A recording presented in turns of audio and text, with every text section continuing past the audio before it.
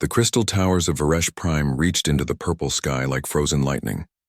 Inside the largest tower, representatives from 43 different species gathered in the Grand Assembly Hall. The air hummed with translation devices as hundreds of voices spoke at once. Daehyun stood at his post near the security station, watching the crowd below. He had been a combat engineer before joining the diplomatic corps, and old habits made him scan for threats even in peaceful settings. His dark uniform marked him as Terran security, though most aliens in the room barely noticed him. At the center platform, Ambassador Jiwon waited for her turn to speak. She was small compared to most species present, but she carried herself with quiet confidence. Daehyun had worked with her for 2 years now. She never raised her voice, never made threats, but somehow she always made people listen. The current speaker was Han-woo, a military analyst from the Varesh Coalition. His blue skin gleamed under the hall lights as he gestured at the holographic display above the platform. Images of burning worlds rotated slowly in the air. 17 worlds have fallen to the Ashkar in the past 8 months, Hyun-woo said. His voice was calm, but Daehyun could hear the tension beneath it. Each attack follows the same pattern. They arrive, they burn everything, they leave. No negotiation. No mercy. The display showed footage from the last attack. Massive ships descended from orbit, and moments later, flames erupted across the planet's surface. The temperature readings made Daehyun's eyes narrow.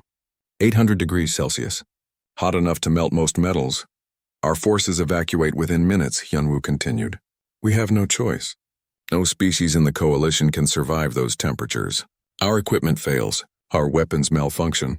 We can only watch as the Ashkar destroy everything we built. A representative from the Kresh Empire stood up. Her scales were deep green and her voice boomed across the hall. What about remote weapons? Automated defenses? Hyun-woo shook his head. The heat interferes with most electronic systems. The few that survive cannot operate effectively without guidance. By the time we can return to these worlds, the Ashkar have stripped them of resources and moved on. Silence fell over the assembly. Daehyun had read the reports. The Ashkar were not the strongest enemy the coalition had faced, but they were the most frustrating. They had found a perfect weapon, heat so intense that it turned entire planets into no-go zones for everyone else. Ambassador Jiwon rose from her seat. The Terran Federation would like to offer assistance. Every head in the room turned toward her. Hyun-woo's expression was polite but puzzled. Ambassador, we appreciate the offer, but I'm not sure what assistance Earth could provide. This is not a matter of diplomacy. I'm not offering diplomats, Jiwon said calmly. I'm offering soldiers. A ripple of confusion spread through the assembly. One of the Varesh counselors leaned forward. Ambassador Jiwon, perhaps you misunderstood the briefing. The temperatures involved make ground combat impossible. This is not a matter of courage or training. It is simple physics, Jiwon smiled slightly. Physics applies to all species equally, counselor. But not all species evolved under the same conditions. Hyun-woo brought up new data on the holographic display. Humans are remarkable in many ways.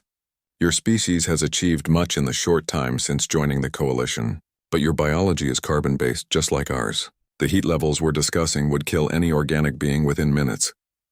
Daehyun watched Jiwon's face. She was not angry at the dismissal. If anything, she looked almost amused. He had seen that expression before, usually right before she proved someone wrong. Perhaps a demonstration would help, Jiwon said. Daehyun, please show them the training footage. Daehyun accessed his security terminal and uploaded the file to the main display. The hologram shifted, showing a group of human soldiers training in what looked like hell itself. Flames surrounded them on all sides. The temperature reading in the corner showed 650 degrees Celsius. The soldiers moved through the fire in heavy suits, carrying equipment and setting up defensive positions. They moved slowly, deliberately, but they moved. One soldier removed his helmet for a moment, wiped sweat from his face, then continued working. This is impossible, someone whispered. That footage must be altered, another voice said. Jiwon shook her head. I assure you it is not. This is standard thermal combat training for Terran military units. The location is in the Sonoran Desert on Earth, inside a specially constructed facility. We use it to prepare soldiers for high-temperature operations. Hyun-woo was staring at the display with wide eyes. Your world has places that hot naturally? Parts of it, yes, Jiwon replied. Earth has extreme environmental variation. deserts that reach these temperatures during summer months, volcanic regions where the ground itself is liquid. Humans have lived and worked in all of these places for thousands of years. The Kresh representative spoke again, her voice uncertain. But surely your soldiers cannot fight effectively in such conditions. Movement would be limited, reaction time slowed, equipment failure likely. All true, Jiwan agreed. But the Ashkar face the same limitations. The difference is that our soldiers can be there at all. Your forces must evacuate. Ours can hold the line. Daehyun watched the assembly process this information. He could see the doubt on their faces. They had worked with humans for 12 years, but they still saw Earth as just another civilized world. They did not understand what it meant to come from a planet that tried to kill you in 100 different ways. The Varesh counselor who had spoken earlier cleared his throat. Even if we accept that humans can survive these temperatures temporarily, what good would it do?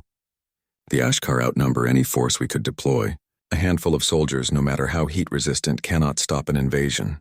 Perhaps not, Jiwan said, but they can buy time for evacuation. They can protect critical infrastructure. They can make the Ashkar pay a price for every world they attack. Right now, the Ashkar face no resistance at all. That must change. Hyunwoo studied the human ambassador for a long moment. Daehyun could see him calculating, weighing risks and benefits. Finally, the analyst spoke. The next predicted target is Kalros 4, a mining colony with 2.3 million civilians. We have 3 weeks before the Ashkar arrive, maybe 4. Are you seriously proposing to send human forces there? I am, Jiwan said firmly. How many soldiers could Earth commit to such a mission? 200. The number hung in the air like a bad joke. 200 soldiers against an invasion force that had destroyed 17 worlds. The assembly erupted into noise. Some species laughed.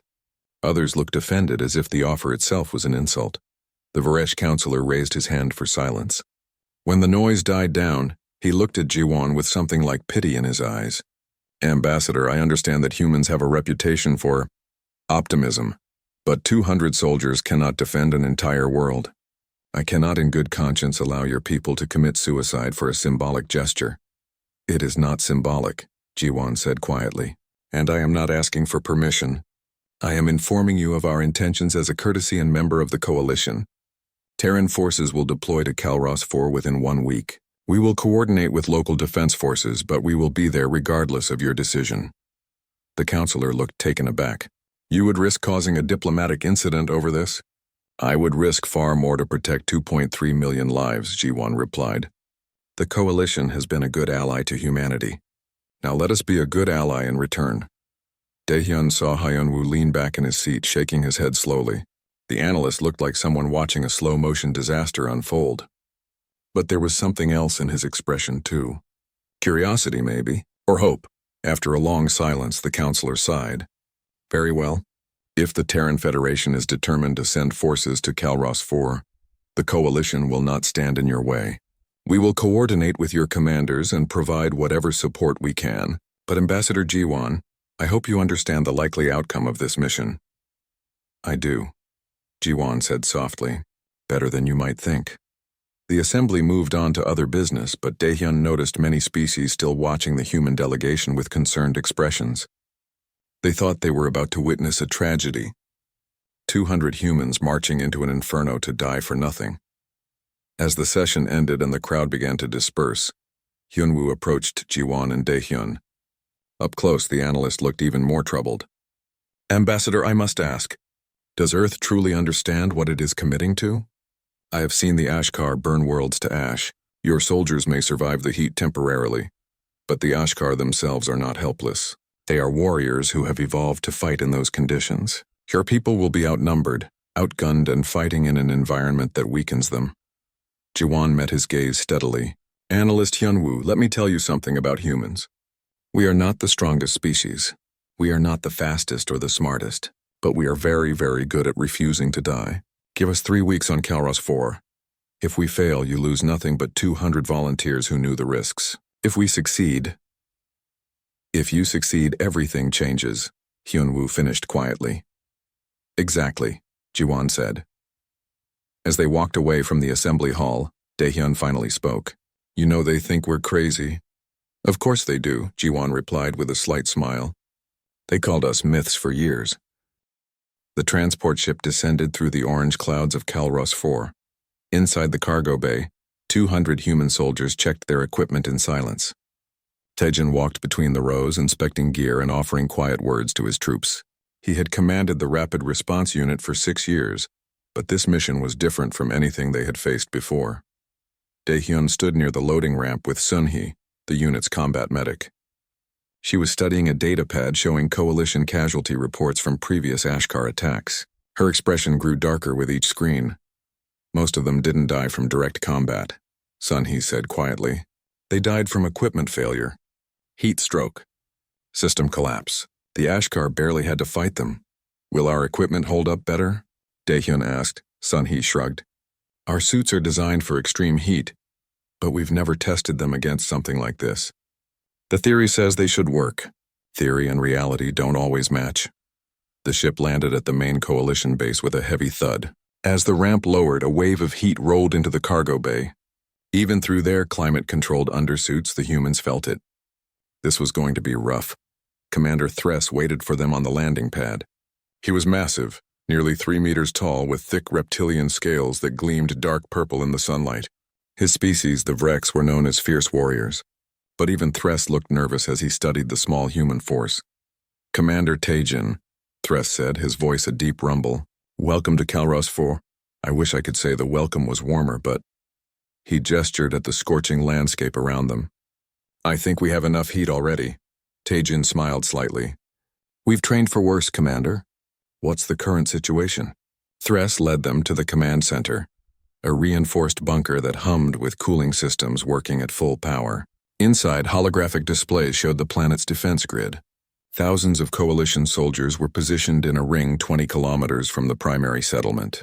Heavy cooling stations dotted the line, each one generating a bubble of survivable temperature. We have 40,000 troops, Thress explained. Advanced weapons, strong shields, good training. But when the Ashkar arrive, the temperature will rise beyond our tolerance within minutes. We'll have to fall back to the bunkers and hope our automated defenses buy enough time to evacuate civilians. Kyung-min, the heavy weapons operator, studied the defensive positions with a critical eye. You're planning to retreat before the fight even starts? Thress's scales darkened slightly. It is not retreat. It is survival. We cannot fight if we are dead. Fair point, Kyung-min admitted. Where do you want us? Thress looked uncomfortable. That is the question, isn't it? I'm not sure where 200 soldiers will make a difference in a battle line stretching hundreds of kilometers. No offense intended. None taken, Tejan said calmly. We're not here to hold the entire line. We're here to hold the parts you can't. The hot zones. The places where your equipment fails first. Yuna stepped forward. She was young for a tactical coordinator, barely 25. But she had a gift for seeing patterns others missed. Commander Thress, can you show us where your defenses failed in previous attacks? Thress brought up footage from the Battle of Rexian 2. The coalition line held strong for the first 3 minutes. Then the temperature spiked and everything fell apart at once. Cooling stations overloaded. Weapons jammed. Soldiers collapsed. The entire defensive position dissolved like sand in water. There, Yuna pointed at the display. The failure starts in the center where heat concentration is highest. The edges hold longer because they're slightly cooler. But once the center breaks, the whole line collapses. Tejan nodded slowly. So we hold the center. We become the anchor that keeps your line from breaking too early. Thress looked at the human commander with something like respect. That is the most dangerous position on the battlefield. The temperature there will be highest. The Ashkar will concentrate their forces there. Perfect, Tejan said. That's exactly where we need to be. Over the next 3 days, the humans integrated into the Coalition defense network. It was not easy. Coalition equipment was designed for their environmental needs, which meant it failed spectacularly in conditions humans considered merely uncomfortable. Sunhee spent hours with Coalition medical staff, explaining human biology and why their species could function in temperatures that would kill most others. It's not that we're immune to heat, she explained to a confused Vrex doctor. We feel it, it hurts. But our bodies have excellent cooling systems. We sweat, which most of you don't. Our blood vessels expand to radiate heat. Our metabolism slows down to conserve energy. We evolved on a planet with extreme temperature swings, so we adapted. The doctor examined the data with fascination. Remarkable. But surely there are limits. What temperature will kill a human? Depends on humidity and how long we're exposed, Sun-Hee replied. In dry heat with proper hydration, humans have survived temperatures over 70 degrees Celsius for hours. In wet heat, the limit is lower because we can't cool through sweating. But the Ashkar prefer dry heat, so we have an advantage there. Meanwhile, Daehyun worked with Yuna to set up the drone network. The drones were simple compared to coalition technology. No advanced AI, no quantum processors, just basic cameras and sensors built to withstand extreme conditions. A coalition technician watched them work with obvious confusion. Why use such primitive equipment? Our drones have 10 times the capability. But can yours fly through a firestorm? Yuna asked. The technician's silence was answer enough.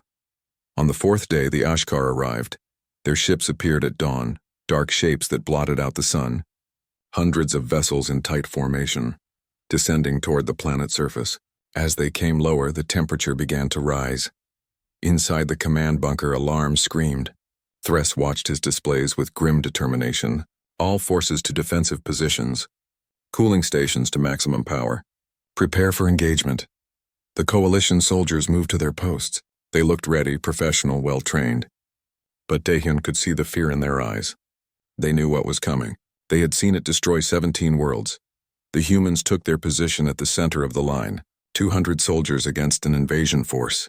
Taejin's voice crackled over the comm. Listen up. This is going to get hot. Really hot. But remember your training. Stay hydrated. Watch for signs of heat exhaustion in your squad mates. And most importantly, do not stop moving. The moment we stop, we lose. Kyungmin hefted his heavy weapon, a modified plasma rifle designed to function in high temperatures. I was born in Daegu. Summers there hit 40 degrees easy. This is just a really bad summer day. Several soldiers laughed, though the sound was nervous. They all knew this would be far worse than any summer day. But the joke helped. It reminded them they were human. They specialized in surviving what shouldn't be survivable. The Ashkar ships landed 3 kilometers away. As their hatches opened, waves of heat rolled across the battlefield. The temperature jumped from 40 degrees to 80 in seconds. Coalition cooling stations groaned under the load. Then the Ashkar emerged. They were not what Daehyun expected. He had imagined monsters, demons of fire. Instead, they looked almost insect-like, with chitinous shells that glowed red with internal heat. They moved in perfect synchronization, thousands of them flowing across the landscape like a living wave. The coalition forces opened fire. Energy weapons lit up the morning sky. Explosions rippled through the Ashkar ranks. But the aliens kept coming and the temperature kept rising, 100 degrees. The coalition line wavered but held, 150 degrees. Cooling stations began failing at the edges. Coalition soldiers retreated in good order, falling back to secondary positions. 200 degrees. The coalition center was collapsing. Soldiers stumbled toward the bunkers, their equipment smoking and failing. Terran forces advance. Taejin's voice cut through the chaos. The humans moved forward into the space the coalition forces had abandoned. They moved slowly, methodically, each step deliberate. Their thermal suits reflected the worst of the heat, and their bodies did the rest. They were suffering. Every breath was painful. Sweat poured from their skin. But they did not stop. The Ashkar saw the humans and hesitated. For the first time in their campaign, prey was not running. Prey was advancing. Kyungmin opened fire. His heavy weapon sprang plasma into the Ashkar formation. Other humans followed, creating a wall of fire that met the Ashkar wave head-on. It was not a sophisticated battle. No clever tactics or advanced strategy. Just 2 forces meeting in the middle of hell, each refusing to give ground. The temperature hit 300 degrees. Coalition sensors registered it as incompatible with life, but the humans were still there, still fighting, still holding the line. Thress watched from the command bunker in disbelief. This is impossible. No organic species can function in those conditions. Sun-Hee's voice came over the comm, calm despite the background sounds of combat. We're not functioning well, Commander. We're just functioning well enough. That's all we need.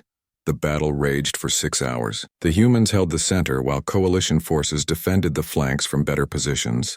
Yuna's drones swept overhead, feeding targeting data that helped coordinate the defense, when one human fell from heat exhaustion.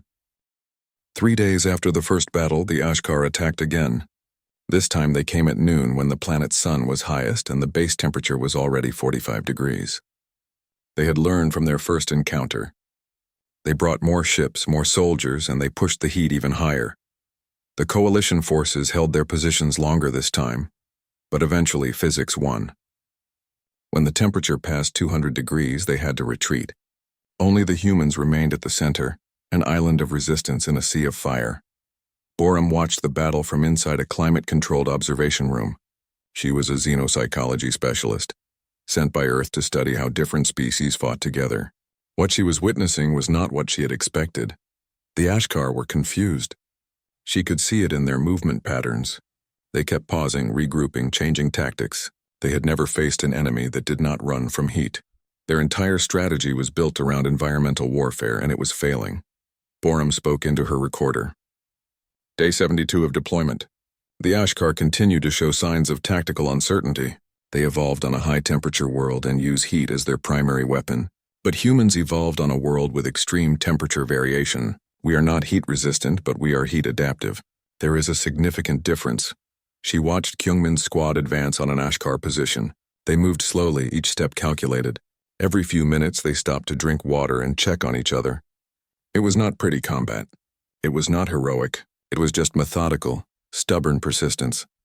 The coalition species see human endurance as almost magical, Borum continued. But there is no magic. Just millions of years of evolution on a planet that required adaptability to survive. Our ancestors hunted animals to death by following them until they collapsed from exhaustion. We built civilizations in deserts, jungles, Arctic wastes. We fought wars in every climate imaginable. The Ashkar brought heat. Humans brought history.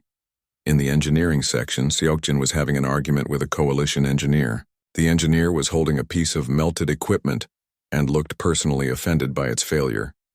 This cooling unit is rated for temperatures up to 180 degrees, the engineer insisted. It should not fail. Seokjin examined the unit carefully. It failed because it's over-engineered. Look at all these precision components. They work perfectly in controlled conditions. But in extreme heat, they expand at different rates and jam against each other. You need simpler designs, fewer moving parts, wider tolerances. The engineer looked horrified. You are suggesting we make our technology worse? I'm suggesting you make it more reliable, Seokjin replied. Human equipment is not as advanced as yours, but it keeps working when yours stops. Sometimes worse is better. He pulled out a human-made cooling unit and set it next to the coalition version. The human unit was larger, heavier, and had fewer features. But when Seokjin turned it on in the hot workshop, it hummed steadily while the coalition unit sputtered and died. See, Seokjin said. Your unit is a luxury car. Beautiful, sophisticated, perfect for nice roads. Mine is a truck. Ugly, simple, but it goes anywhere. On Calros 4 we need trucks. The engineer stared at the two units for a long moment. Then he started taking notes. Haeun was in the intelligence center studying Ashkar behavior patterns. She had been tracking their movements for days, looking for weaknesses. What she found was not a weakness in the Ashkar themselves, but in their strategy. They use heat as a psychological weapon, she explained to Thres and Taejin. They make planets uninhabitable and species flee. The fear of heat does more damage than the heat itself. But humans don't have that same fear. We respect heat, but we don't fear it. That breaks their entire approach. Taejin studied her analysis carefully. So what happens if we stop defending and start attacking? They won't know how to respond, Haeun said. Every species they've encountered runs from fire. But what if we run toward it? Taejin's eyes lit up. What if we lure them into the hottest places? Not away from the heat, but into it. Thres looked between the two humans like they were insane. You want to fight in even higher temperatures? The places you defend now are already beyond what any coalition species can tolerate. Exactly, Taejin said. But humans can go hotter. Not comfortably, not easily, but we can do it. And if we draw the Ashkar into those zones, only we can fight there. They'll have numbers, but we'll have the battlefield. Haeun pulled up a map of Calros 4. There's a geothermal processing plant 15 kilometers south. The area around it regularly reaches 400 degrees because of the venting systems. It's been abandoned since the Ashkar arrived. But if we could lure their forces there, it becomes a kill zone, Taejin finished. A place where only humans can operate effectively. Thres was quiet for a long time. Finally he spoke. This is the most insane tactical doctrine I have ever heard. You want to deliberately fight in conditions that would kill 99% of known species. Yes, Tajin said simply. We call it the furnace doctrine. If the enemy brings fire, bring them to the furnace. Over the next week, the humans implemented their new strategy. They began probing attacks on Ashkar positions, then deliberately falling back toward the hottest areas of the planet. The geothermal plant, the industrial refineries, the volcanic vents in the southern region, places where the ground itself radiated heat. The Ashkar followed, confused but confident. They had numbers and they had home field advantage in high temperatures. What could 200 humans possibly do? They learned the answer in the ruins of the geothermal plant. Kyungmin's squad had set up positions inside the main facility, where temperatures exceeded 350 degrees. The air shimmered with heat. Metal glowed dull red. Any coalition soldier would have died in minutes. The humans were suffering. Every breath burned. Sweat evaporated before it could cool them. But they had trained for this. They knew their limits and they knew how to push just beyond them. When the Ashkar entered the facility, they found themselves fighting in conditions that challenged even them. Their heat-resistant armor became a liability, trapping warmth inside. Their formation broke apart as they tried to navigate the superheated corridors, and the humans were waiting. It was not elegant combat. Both sides moved slowly, almost in slow motion. But the humans had prepared for this. They knew the facility layout. They had positioned supplies and cooling stations at strategic points. They could fall back, recover, and fight again. The Ashkar had no such preparation. They had expected easy prey and found a prepared battlefield instead. After 2 hours of brutal fighting, they retreated. Sun He treated the wounded after the battle. Every human was suffering from heat stress. 3 had collapsed and needed emergency cooling, but they were alive and they had won. How long can we keep this up? Daehyun asked her. Sun He checked her medical scanner and shook her head. Honestly, I don't know. We're pushing human limits every single day. Sooner or later, someone's body is going to fail completely, but the alternative is letting the Ashkar burn this world unopposed. Not an acceptable alternative, Daehyun said. No, Sun He agreed. It's not. News of the furnace doctrine spread through coalition forces. At first, soldiers thought it was a joke. Fight in higher temperatures? On purpose? It sounded like suicide. But then they saw the results. The Ashkar were retreating from areas they should have dominated. Human forces were controlling territory that should have been impossible to defend. Borum interviewed coalition soldiers about their reactions. Most expressed disbelief. Some expressed admiration. A few expressed something close to fear. I have fought in 50 battles, a Vrek soldier told her. I thought I understood war. But watching humans fight is different. They do not seem to care about what is possible or impossible. They just do what needs to be done. Another soldier from a species that resembled large birds was more blunt. Humans are either the bravest species in the galaxy or the craziest. Possibly both. But the most interesting reaction came from Hyunwoo. The analyst had arrived on Kalros 4 to observe the human tactics firsthand.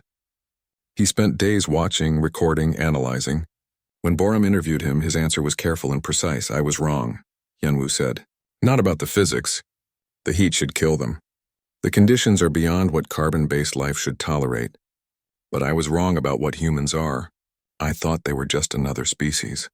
Clever, adaptable, but ultimately limited by biology like everyone else. Now I understand. Humans are not limited by biology. They are defined by it. They come from a world that tried to kill them in every possible way, and they survived by becoming unkillable. He pulled up footage of human soldiers fighting in the geothermal plant. Look at them. They are not winning through superior technology or strength. They are winning through sheer stubbornness. They refuse to accept defeat even when defeat is logical. That is not a military tactic. That is a survival trait coded into their DNA.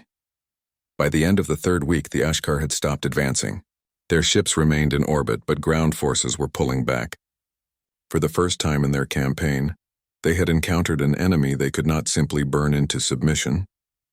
Taijin met with Threst to discuss the situation. The coalition commander looked tired but hopeful. They're reconsidering their approach. The message spread through coalition space faster than light travel.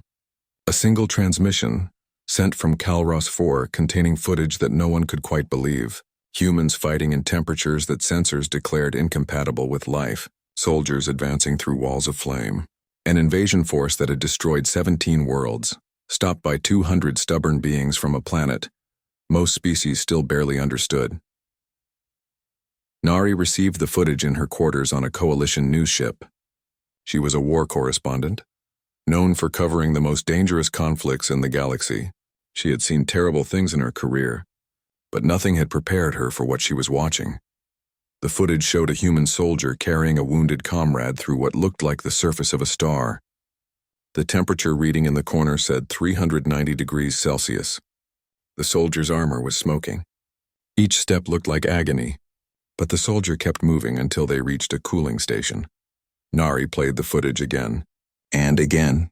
Then she made a decision that would change her career. She needed to go to Calrosta 4. She needed to see this with her own eyes. When she arrived 3 days later, the battle was still ongoing.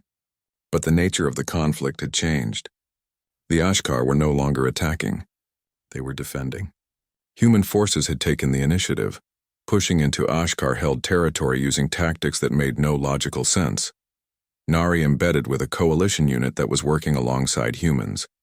Their commander, a being named Varix, showed her the tactical maps. Red zones marked areas where temperatures exceeded coalition tolerance. Blue zones marked safe areas. The humans operated exclusively in the red zones. They're not just fighting in the heat, Varix explained. They're using it as a weapon. They draw Ashkar forces into the hottest areas, then engage where only they can fight effectively. It's brilliant and terrifying. Nari interviewed soldiers from a dozen different species. Their reactions varied, but the theme was consistent. Humans had changed what warfare meant. They had turned environmental conditions from an enemy disadvantage into a human advantage. But it was her interview with Sunhee that really captured what was happening. The combat medic sat in the medical station, surrounded by cooling equipment and injured soldiers. She looked exhausted with dark circles under her eyes and burns on her forearms, but when she spoke her voice was steady. People keep asking how we do it, Sunhee said, like there's some secret. There's no secret. We suffer just like anyone else. The heat hurts. Our bodies are breaking down from the stress. I've treated everything from heat stroke to organ stress to burns that should have been fatal. But we keep going because that's what humans do. We always have. But why? Nari asked. Why push yourselves to these limits? Sunhee was quiet for a moment, choosing her words carefully. Because 2.3 million people live on this planet. Because someone needs to stop the Ashkar. Because if not us, then who? Coalition forces are brave and skilled, but they can't fight in these conditions. We can, so we do. That's not heroic. It's just necessary. The interview became the most watched piece of media in Coalition history. Nari's documentary, which she titled The Burning Ones, spread to every member species within days. Suddenly, humans were not just a curiosity. They were a revelation. Scientists began accessing the restricted files on Earth's history. What they found shocked them. Earth was classified as a Class 12 death world, a rating reserved for planets that actively tried to kill their inhabitants. Extreme temperature swings, dangerous weather patterns, active geology that regularly destroyed civilizations, predators that hunted in packs, diseases that evolved as fast as their hosts. Humans had not just survived that world. They had thrived. They had spread to every environment on their planet, from frozen poles to burning deserts. They had built cities in places where no city should exist. They had made themselves at home in hell and called it Tuesday. The realization spread through coalition space like a shockwave. The stories humans told about themselves were not myths or exaggerations. They were understatements. Earth was worse than they had described. Humans were more resilient than anyone had imagined. Hyunwoo published his analysis of human combat capabilities. It became required reading at military academies across 43 worlds. The key passage was simple but profound. Humans did not evolve to be strong or fast. They evolved to be unkillable. Every other advantage they possess stems from that single trait. On Calros 4, the situation reached a turning point. The Ashkar had been in orbit for 6 weeks. In that time, they had failed to make significant progress. Coalition forces had evacuated most civilians. The ones who remained were protected by human forces operating in conditions that should have killed them weeks ago. Jae-won coordinated the civilian evacuation efforts. He was not military, just a volunteer who had come to help. But he had organized the evacuation with ruthless efficiency, working with Minho to ensure every civilian had a way off-world. Minho was a psychological operations specialist. His job was understanding how different species thought and using that knowledge to create effective strategies. He had been studying the Ashkar for weeks, and he finally understood their weakness. They're fear-based warriors, Minho explained to Taejin and Thres. They've built their entire approach around making enemies too afraid to fight. Heat is not just a weapon for them. It's a symbol. It says we control the environment, we control you. But humans broke that symbol. We walked into their fire and didn't burn. Now they don't know what to do. So how do we use that? Taejin asked. Minho smiled. We send them a message. We show them that humans are not afraid. More than that, we show them that we're coming for them. The message went out on all Ashkar frequencies. It was short and simple. Just footage of human soldiers advancing through fire, accompanied by 3 words in perfect Ashkar language. We are coming.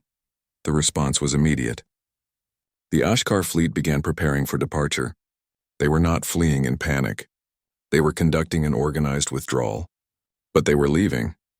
Thres watched the fleet movements with disbelief. They're retreating. They have 10 times our numbers. They could still win if they committed fully. But they're leaving. They're not leaving because they can't win, Daehyun said quietly. They're leaving because winning would cost too much. They've built their strategy on easy victories. We made this victory hard, so they're going to find easier prey. But they won't find it, Haeun added. She had been monitoring coalition communications all day. Word is spreading. Every species now knows that humans can fight in conditions no one else can. The coalition is already requesting human advisors for thermal combat training. The Ashkar's advantage is gone. The Ashkar ships left orbit 3 days later. They did not attack again. They simply departed, moving on to whatever target they had chosen next. But everyone knew it would not be the same. The galaxy had changed. Coalition High Command sent a message to Calros 4. It was brief and formal, but the meaning was clear. Humanity had proven itself. The mission that was supposed to be a symbolic gesture had become a genuine victory. Taejin gathered his troops for a final briefing before the return journey to Earth. 200 soldiers had deployed to Calros 4. All 200 were returning home. 70 had serious injuries. Every single one had pushed their body to the breaking point. But they were alive. We came here to buy time, Taejin said. We bought 6 weeks. We came to protect civilians. We protected 2.3 million of them. We came to show the galaxy that humans could fight in impossible conditions. I think we made our point. The soldiers laughed, tired but satisfied. But more importantly, Taejin continued, we changed something bigger. The Ashkar have terrorized the galaxy for months. They've destroyed worlds and killed millions. They did it because no one could stop them. Now everyone knows someone can stop them. That changes everything. Kyungmin raised his hand. So what happens now? Now the real work begins, Taejin replied. Coalition species want to learn from us. They want to understand how we fight, how we survive, how we keep going when logic says we should stop.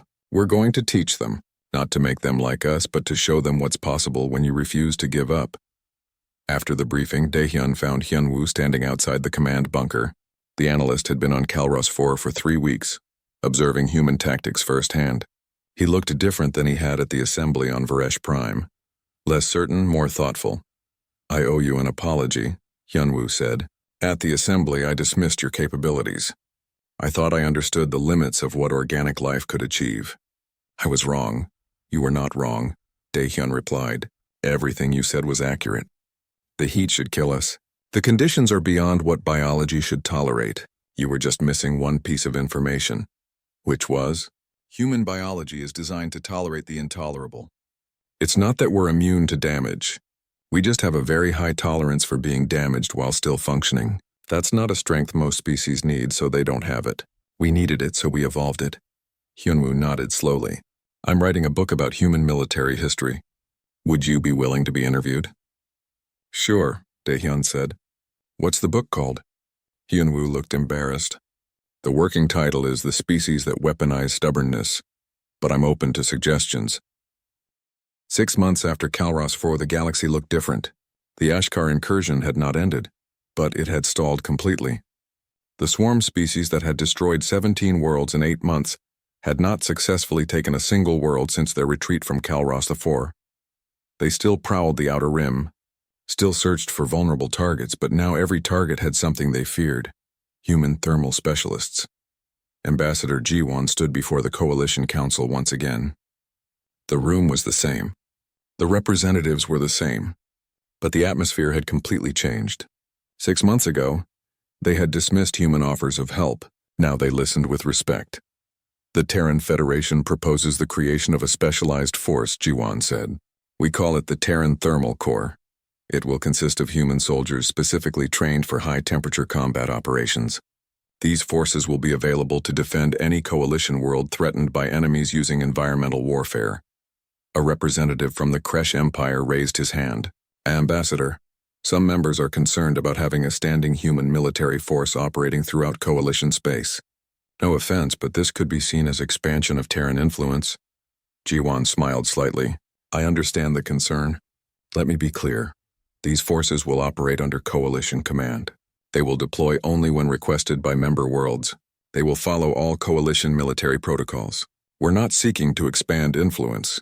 We're offering to do what we're uniquely suited for: fight in places others can't.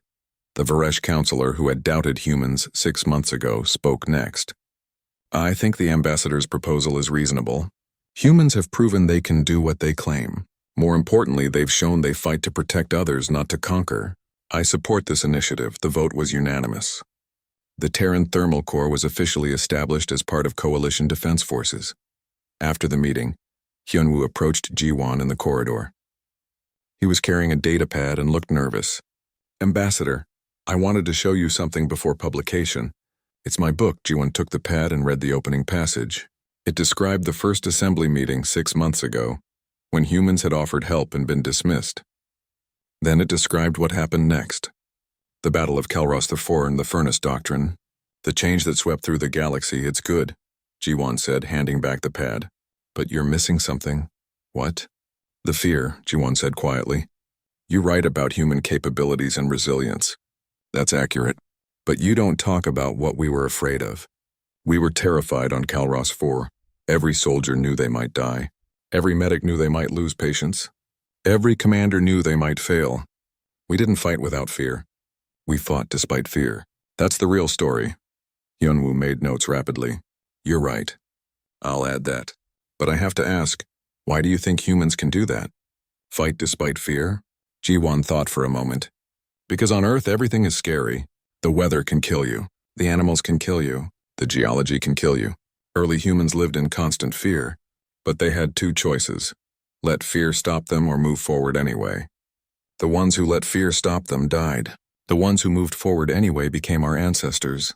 We're not fearless. We're just descendants of people who refused to let fear win. Mireille was teaching a class at the Coalition Science Academy. Her subject was comparative biology, specifically human adaptations for survival. The classroom was packed with students from 24 different species. Let's talk about sweating, Mireille said, bringing up a holographic display of human skin. Most species don't sweat, or they sweat very little. Humans sweat a lot, up to 10 liters per day in extreme conditions. This seems wasteful, right? All that water loss. A student raised a tentacle. It is wasteful. My species conserves water much more efficiently. Exactly, Mireille agreed. Your species is more efficient. But efficiency isn't always the goal. Sweating allows humans to cool down rapidly in high heat. It's inefficient, but it's effective. Humans evolved to trade efficiency for versatility. We're not the best at anything, but we're decent at everything. She brought up a comparison chart showing different species' environmental tolerances. Most species had narrow ranges where they functioned optimally. Humans had a broad, flat curve. They could survive in a wide range of conditions even if they never performed optimally in any of them. This is the key to understanding humans, Mireille explained. We're generalists in a galaxy of specialists. Most species evolved to perfect their specific environment. Humans evolved to survive in any environment. That's why we can fight on worlds that would kill others. Not because we're immune to damage, but because we're adapted to tolerate many types of damage. The lecture became one of the most popular courses at the Academy. Students began to understand that human capabilities were not mysterious or magical. They were simply the result of evolving on a planet that presented every possible challenge. On Calros 4, now 6 months after the battle, reconstruction was well underway. The mining colony was rebuilding and life was slowly returning to normal. But the planet had gained something new, a memorial. At the site where human forces had held the central defensive position, a monument had been erected. It was simple. A metal pillar surrounded by crystallized glass that had been melted and reformed during the battle. On the pillar, a plaque read, "Here 200 humans stood against impossible heat. They did not win because they were invincible. They won because they refused to lose." Taejin visited the memorial during a return trip to Calros 4. He stood there for a long time, thinking about the soldiers who had fought with him. All had survived, but all had been changed. Some had retired. Some had joined the new thermal corps. All carried scars, visible and invisible. Sunhee joined him at the memorial. She had been promoted to chief medical officer for the thermal corps. Her job now was training medics from other species to understand human biology and its limits. "Do you think it was worth it?" Sunhee asked quietly. Taejin considered the question carefully. "We saved 2.3 million people. We stopped the Ashkar expansion. We changed how the galaxy sees Earth. Yes, it was worth it. But that doesn't mean it was easy. Or that the cost was small. We all paid a price here. Every soldier who fought here has some level of permanent damage," Sunhee said. "Heat stress scarring, organ strain, joint damage. They'll carry that forever." "They knew the risks," Taejin replied, "and they'd do it again. That's not because humans are fearless or because we don't feel pain. It's because we understand something that many species don't. Sometimes the right choice is also the hard choice, and you don't avoid hard choices just because they're hard." The Terran Thermal Corps graduated its first class 3 months after authorization. 500 soldiers all trained in extreme environment combat. Daehyun was one of the instructors, teaching tactical doctrine to both humans and coalition observers. "The key to thermal combat," he explained to a class of mixed species, "is understanding your limits and operating right at the edge of them. Not beyond them, because that kills you. Not too far from them, because then you're not using your full capability. Right at the edge. That's where humans live." A Vrek soldier raised a claw. "But Instructor Daehyun, how do we know where our edge is? Your species seems to know instinctively." "We don't know instinctively," Daehyun corrected. "We learn through training and experience. You push until you find your limit. Then you learn to recognize the signs that you're approaching it. Pain, fatigue, loss of coordination. Your body tells you when you're near the edge. You just have to listen. And what if we can't reach the edge that humans can? Then you reach your own edge," Daehyun said simply. "This isn't about making you human.